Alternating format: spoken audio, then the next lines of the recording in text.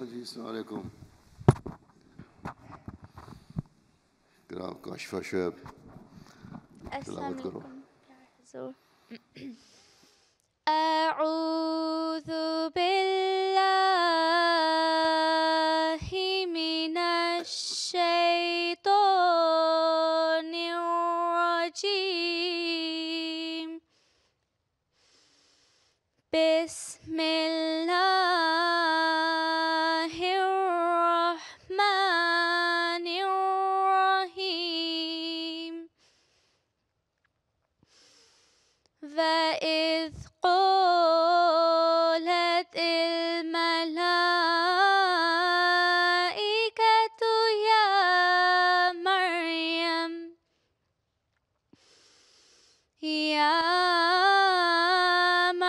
مَرْيَمُ إِنَّ اللَّهَ اصْطَفَاكِ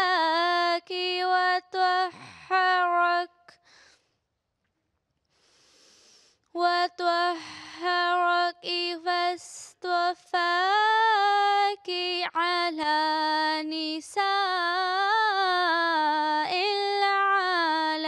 العالمين. يا مريم اقنتي لربك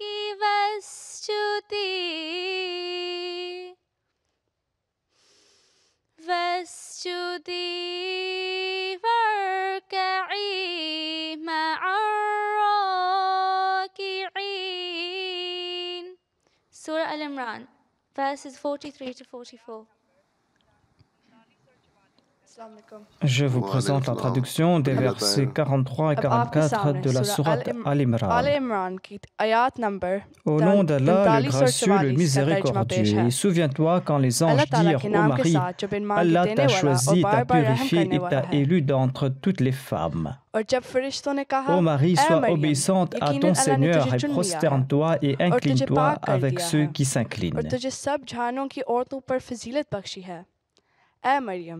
اپنی رب کی فرما بردار ہو جا اور سجدہ کر اور جھکنے والوں کے ہمراہ جھک جا. السلام علیکم پیارے حضور.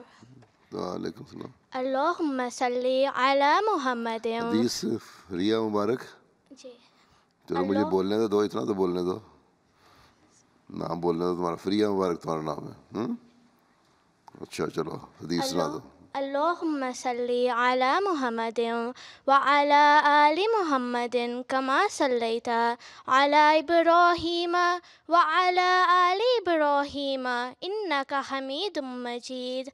اللہم بارک علی محمد وعلی آل محمد کما بارکت علی ابراہیم وعلی آل ابراہیم انک حمید مجید.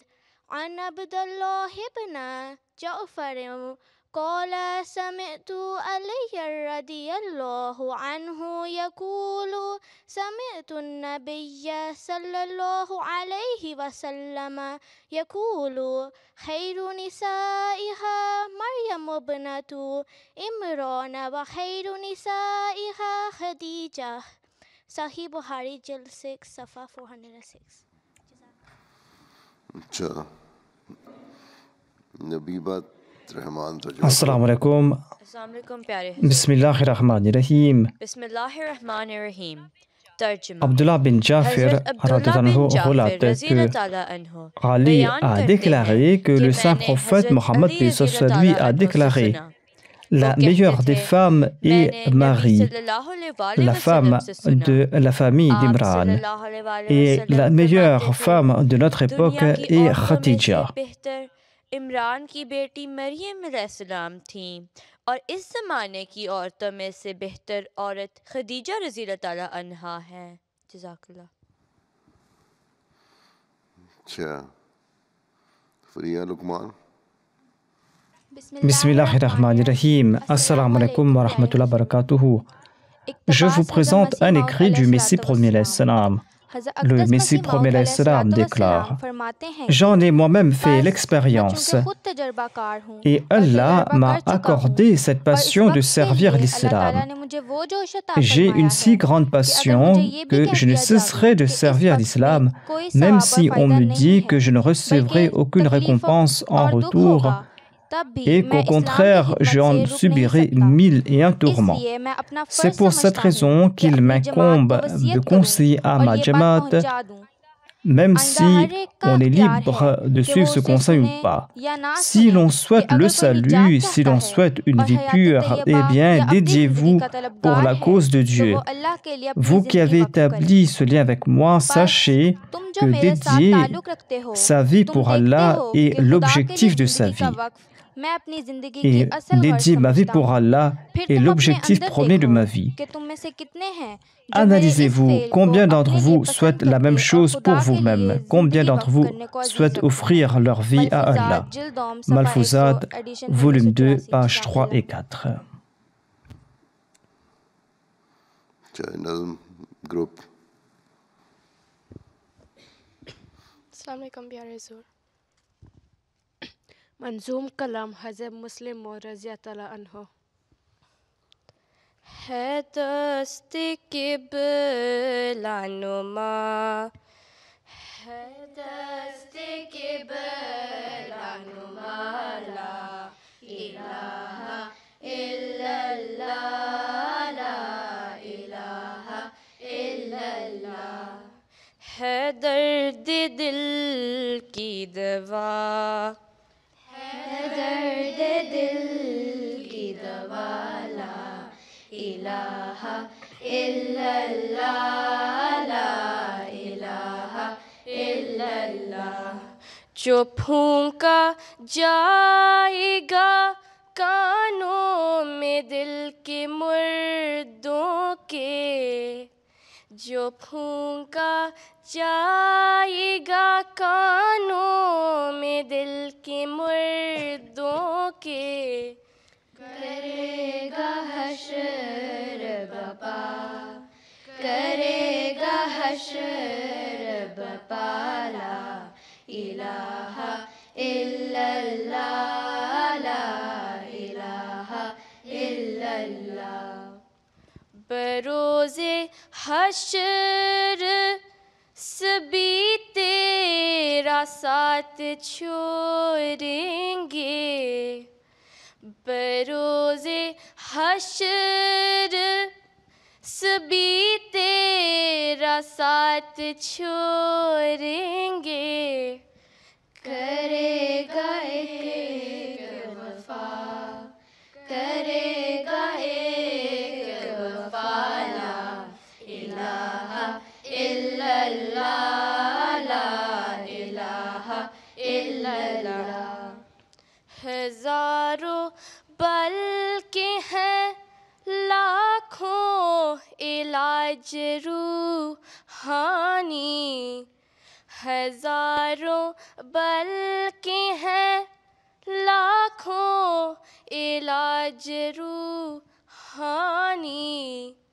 مگر ہے روح شفا، مگر ہے روح شفا، لا الہ الا اللہ، لا الہ الا اللہ، لا الہ الا اللہ، لا الہ الا اللہ.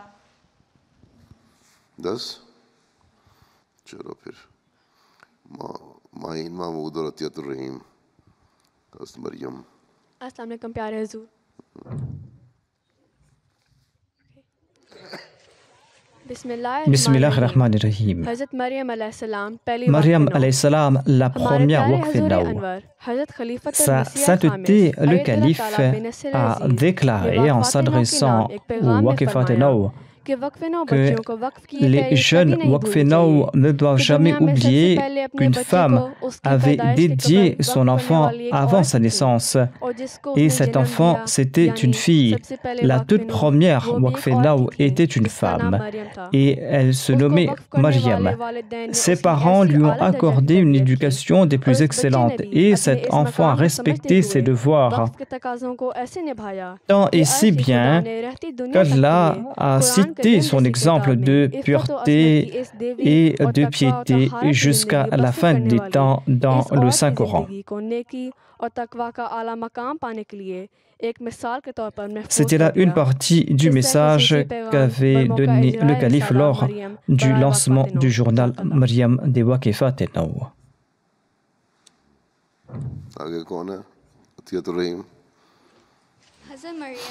Bismillahir-Rahmanir-Rahim.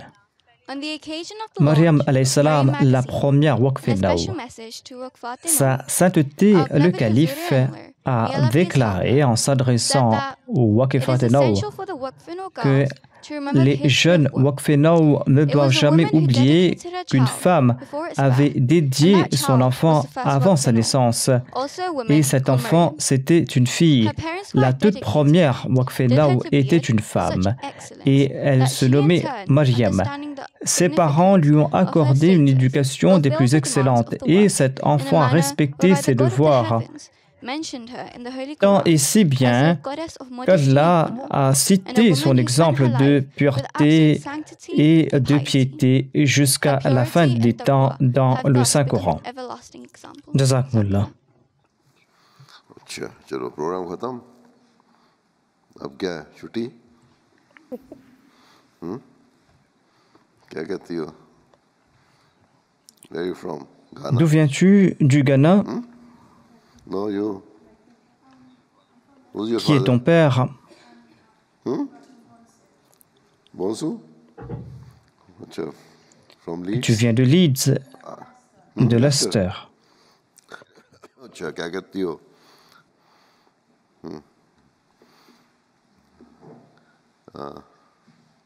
काले बुर्के वाली मरियम तुम्हारा क्या नाम मरियम यही है जिसके हाथ में माइक्रोफोन है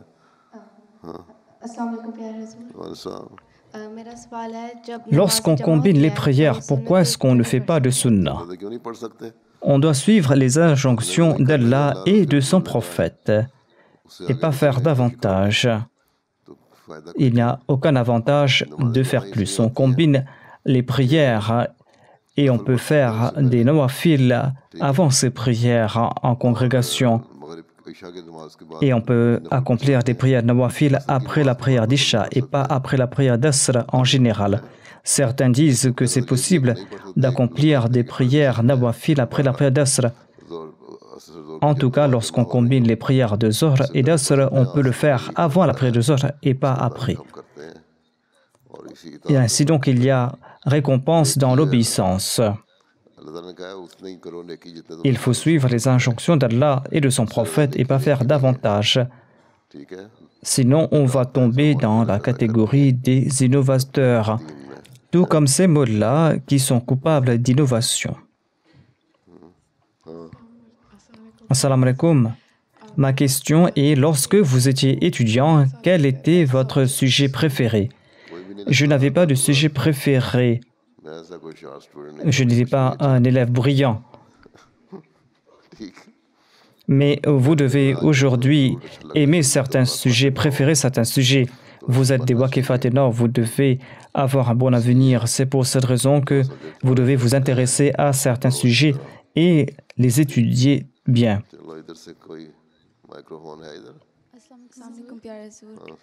Ma question, est-ce que un non-musulman peut-il visiter la Kaaba? Un non-musulman peut-il visiter un lieu saint de l'islam, comme la Kaaba?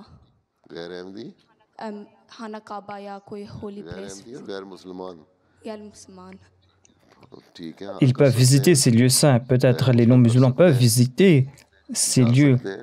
Les polythéistes, quant à eux, n'ont pas le droit de prier Dieu là-bas. Il n'est pas dit qu'ils ne peuvent pas partir là-bas sur ces lieux saints. Mais il est dit que là-bas, vous devez adorer un seul Dieu et pas commettre des actes de polythéistes. La Kaaba, la mosquée Nabawi sont sacrés. Et même dans la mosquée Nabawi, le saint prophète, paix soit lui, avait permis aux chrétiens de prier. Allah a déclaré qu'après ce jour, on n'a pas le droit de commettre des actes d'adoration polythéistes là-bas. Mais les autres musulmans disent que voilà, il est interdit à tout le monde de partir là-bas. Ils peuvent visiter ce lieu. L'État saoudien interdit ces lieux aux non-musulmans, mais c'est là la tâche de l'État. Sinon, il est interdit d'adorer tout autre que Dieu là-bas, en ces lieux.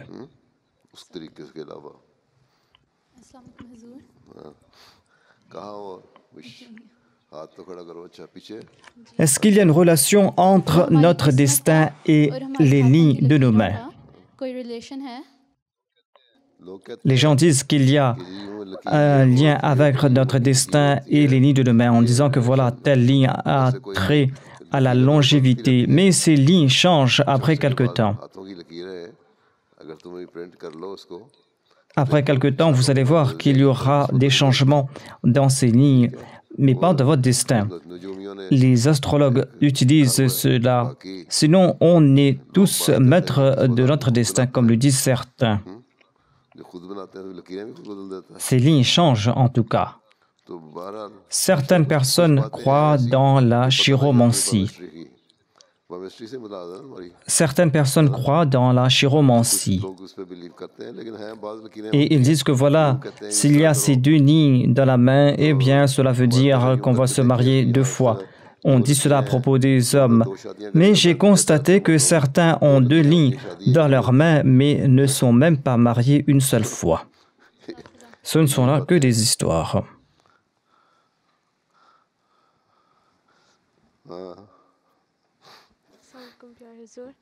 Assalamu alaikum.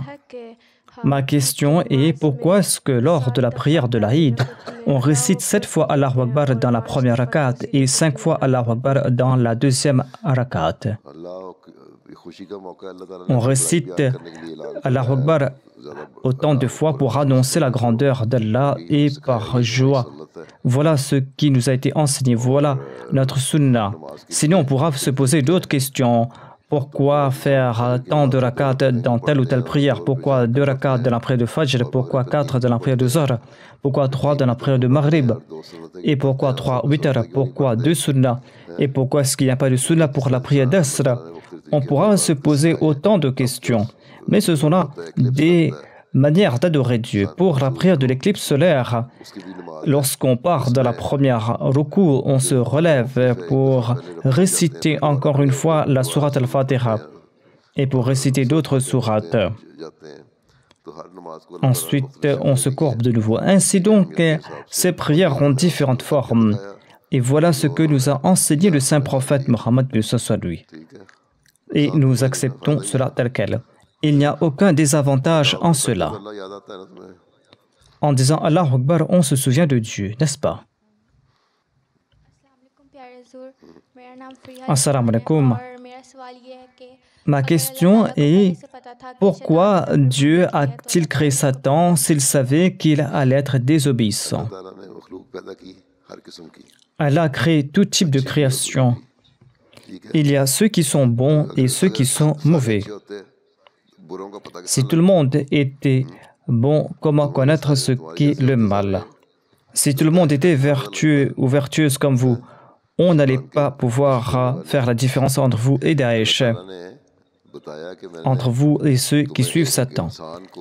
Allah a déclaré que je vous ai accordé l'intelligence et vous devez user de cette intelligence pour faire la différence entre le bien et le mal.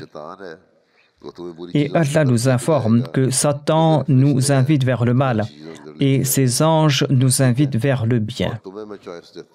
Et nous avons le choix en tant qu'humains de faire le bien et le mal en usant de notre entendement.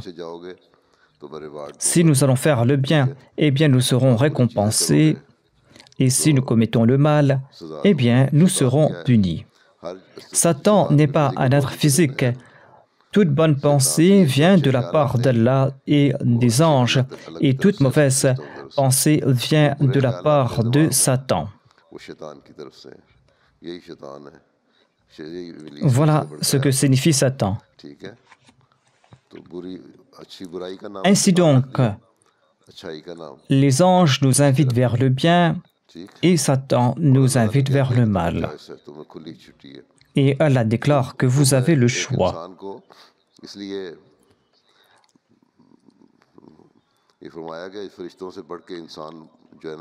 Et un poète a déclaré que l'homme peut dépasser les anges parce qu'il peut faire la différence entre le bien et le mal. Satan ne va commettre que le mal et les anges ne feront que le bien. Mais l'homme peut accomplir les bonnes œuvres et les mauvaises actions. Et s'il fait le bien, il peut dépasser les anges en statut.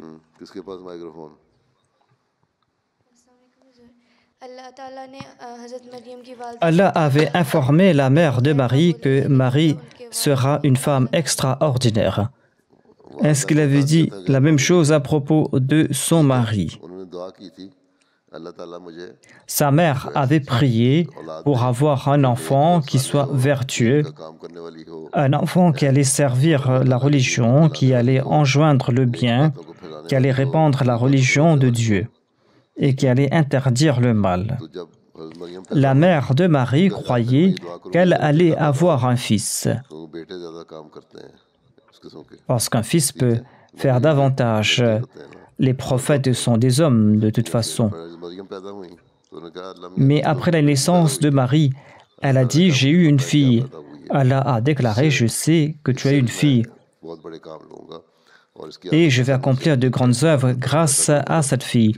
Et grâce à elle, il y aura un prophète qui va naître. » C'était donc le résultat des prières de Marie.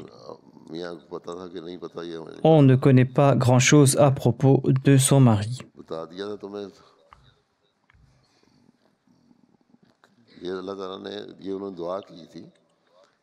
En tout cas, elle avait prié pour avoir de bons enfants,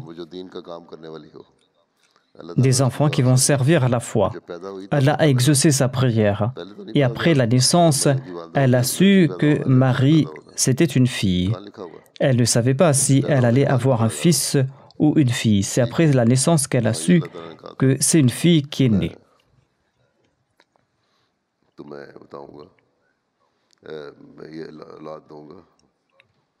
Allah l'avait informé qu'il lui allait accorder un enfant, en tout cas.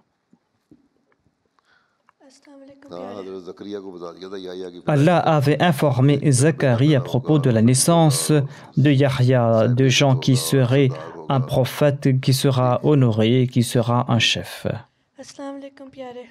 Assalamu alaikum Huzour. Ma question est où se trouvent les originaux des livres écrits par le Messie premier l'Islam de sa main? Où se trouvent ces livres et ces reliques?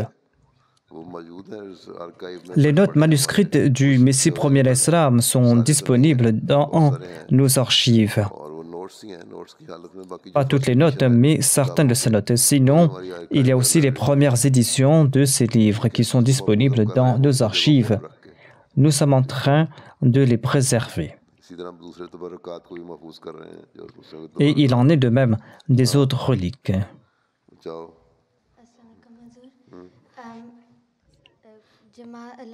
Dans le commentaire sur le verset 29 de la sourate Al-Baqarah, il est dit qu'après le décès, on va passer par un état de barzakh, c'est-à-dire par un état intermédiaire, et qu'on ne va pas partir directement en enfer ou au paradis. Ma question est, il y a des personnes qui sont décédées avant nous. Est-ce qu'ils sont toujours dans cet état de barzakh?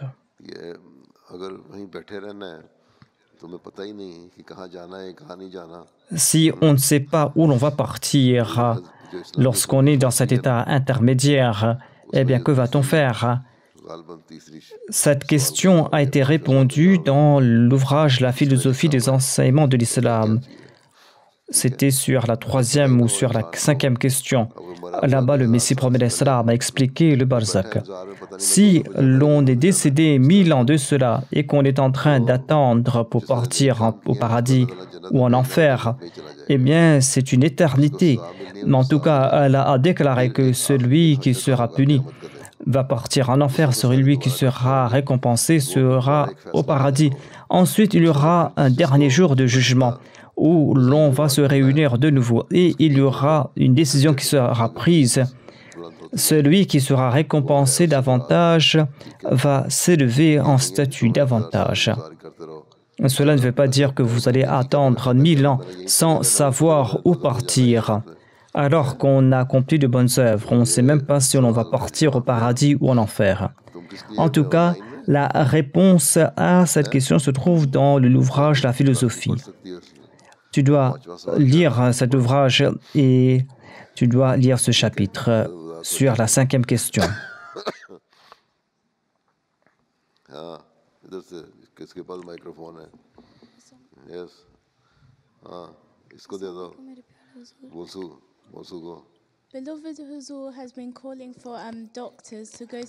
Vous avez demandé aux médecins de partir dans des hôpitaux de la communauté.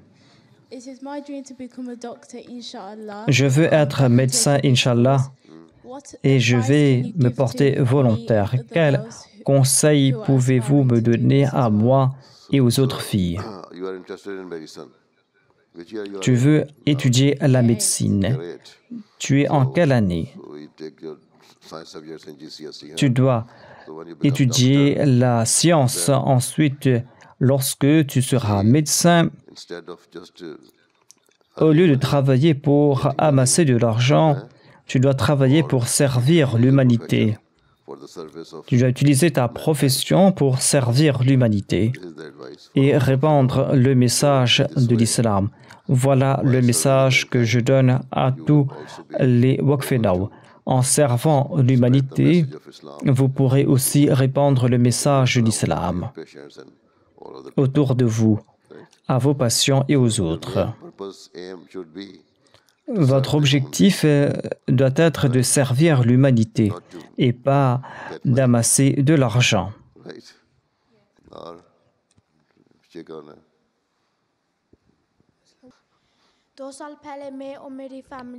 2 ans de cela, 100 ans de cela, combien d'années de cela?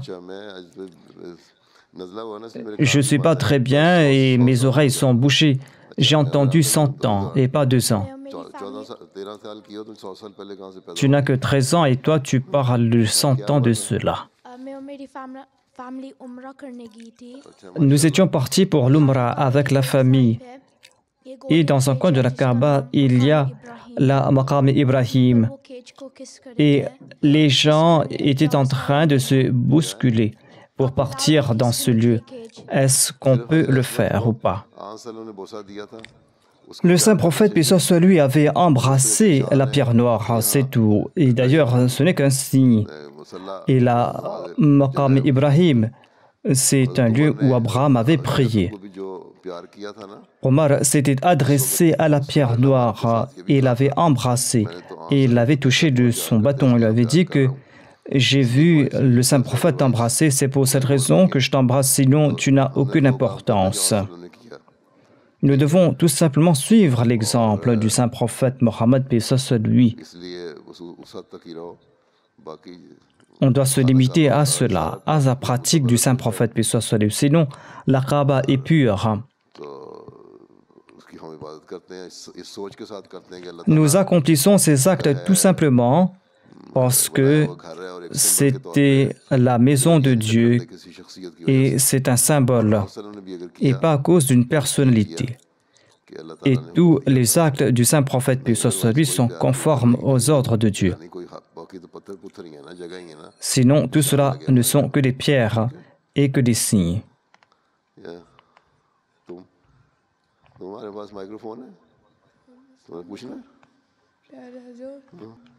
Que signifie le Dajjal?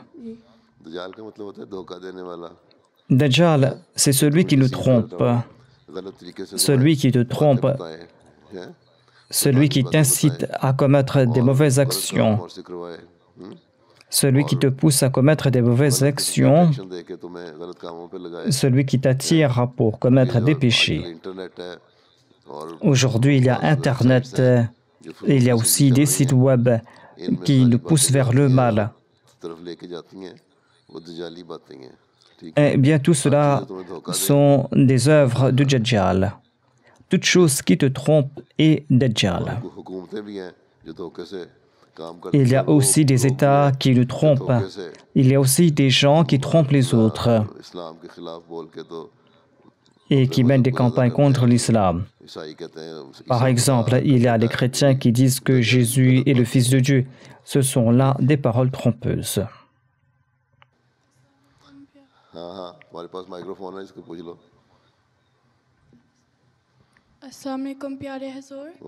Assalamu alaikum Huzour. Ma question est, quelle est votre sourate préférée dans le Saint-Coran? Dans chaque sourate, il y a des leçons importantes.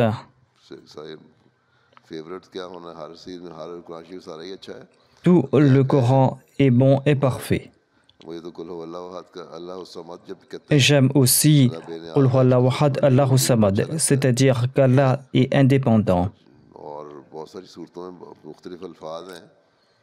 Il y a différentes paroles dans le Saint-Coran et lorsqu'on réfléchit dessus, eh bien on apprécie ces paroles et cela se transforme en prière.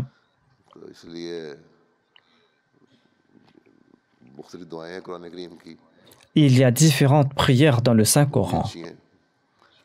Ce sont des prières qu'il faut réciter. Il y a Rabbi inni lima anzalta ilayya min khairin fakir.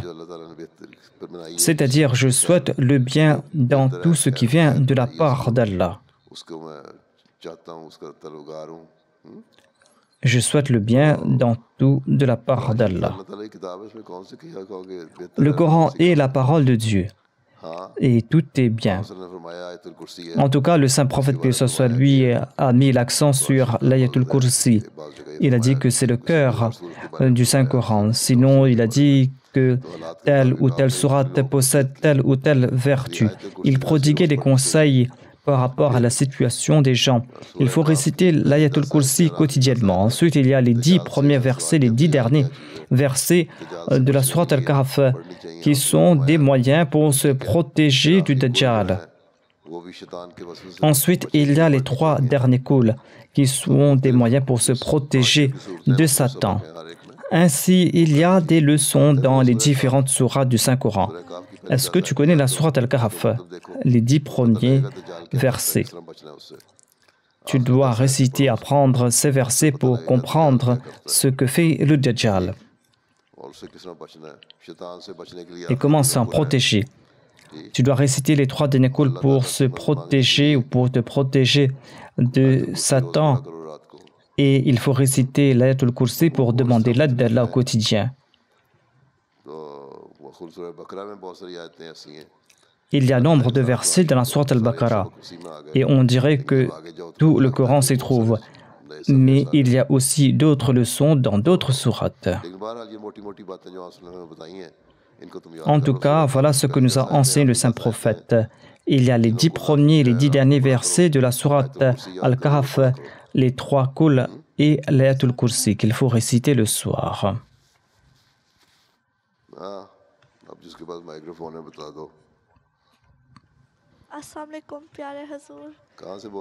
Assalamu alaikum. मेरा नाम अमतु सुब्बू अहमद है मैं यहाँ कहाँ से बोल रही हो? अच्छा अच्छा ठीक मेरा नाम अमतु सुब्बू अहमद है Je m'appelle Amtu Subuh. Ma question est, si les anges suffisaient pour adorer Dieu, pourquoi Dieu a-t-il créé les hommes?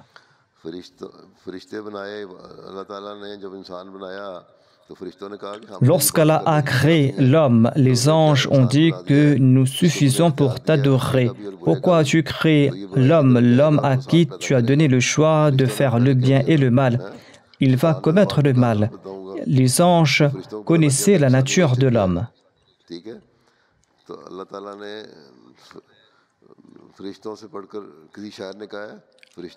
Un poète a déclaré que l'homme est supérieur aux anges, mais pour ce faire, il doit faire beaucoup d'efforts.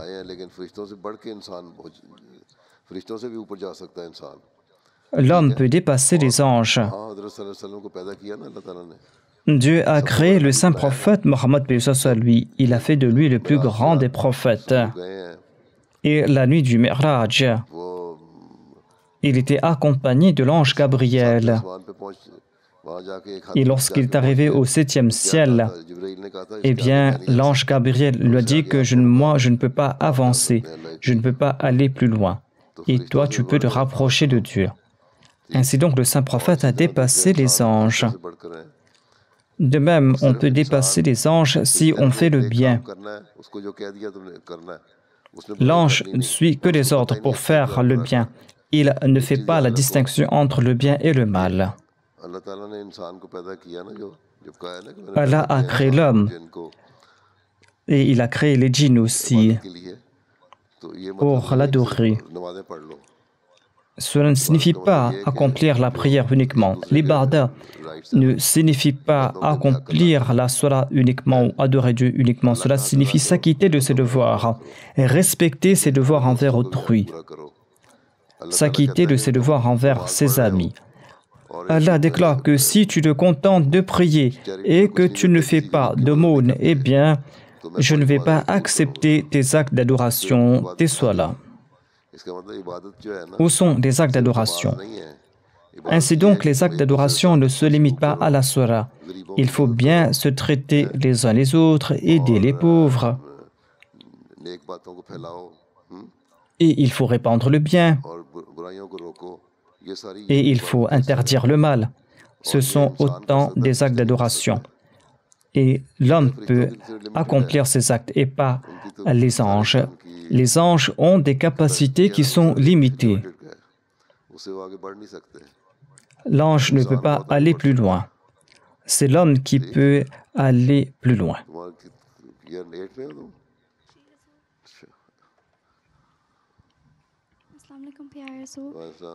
Assalamu alaikum Huzour. Des fois, vous portez quelque chose dans la main. Pourquoi cela? C'est une attelle que je porte. Il y a un tendon qui s'est tiré dans la main. Lorsque je dois travailler, écrire, ou des fois, il y a des gens qui viennent me serrer la main lors des moulakats, eh bien, j'en souffre et c'est pour cette raison que je mets l'attelle. Mais je dois aussi faire des exercices. Qu'Allah éloigne votre souffrance. Assalamu alaikum. Ma question est, lorsqu'on part pour le Hajj, eh bien, on doit frapper Satan à coups de pierre. Il ne s'agit que d'un symbole. Le saint prophète, paix soit lui, avait déclaré que c'est le lieu où se trouve Satan. Ce n'est qu'un rite que l'on doit accomplir, un rite pour le Hajj, c'est tout.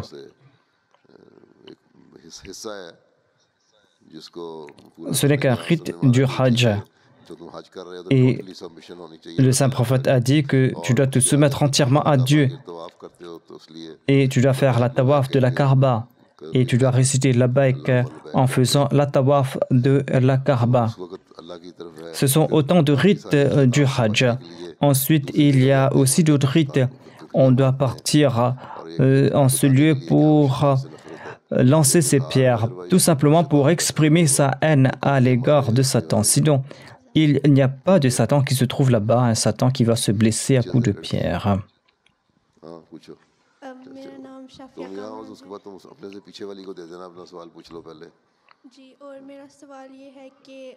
Ma question est, comment le saint prophète, paix soit lui, adorait-il Dieu avant d'être choisi prophète?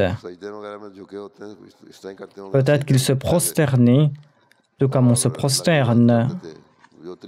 Il adorait Dieu de différentes manières. À l'époque aussi, il y a différentes méthodes pour adorer Dieu. Il n'y avait pas que des polythéistes à l'époque. Il y avait des gens qui croyaient en un seul Dieu, qui adoraient ce seul Dieu. Ils avaient des moyens pour adorer Dieu. Ils s'asseyaient.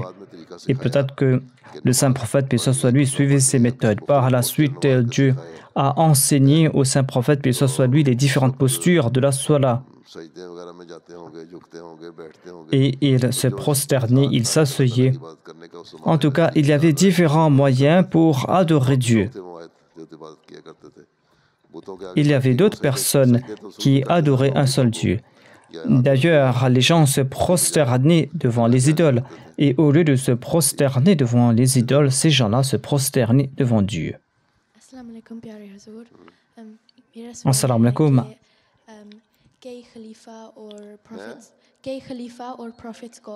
Dieu a guidé des prophètes et des califes à travers des rêves. Ma question, est-ce que Dieu vous a-t-il informé dans vos rêves?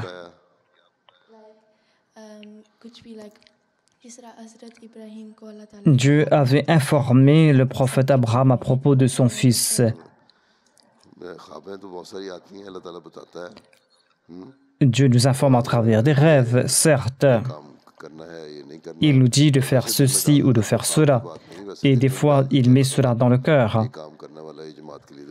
Il nous dit que voilà, il faut accomplir telle ou telle action. Ce sont des pensées qu'il implante dans les cœurs. Et cela ne vient pas nécessairement à travers des rêves. Par exemple, il y a le plan Waqf Now.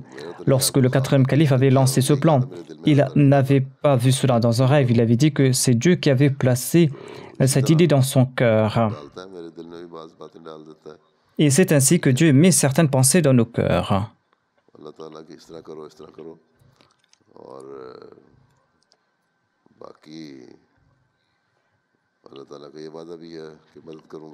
Sinon, Allah promet de nous aider et de nous accorder son soutien.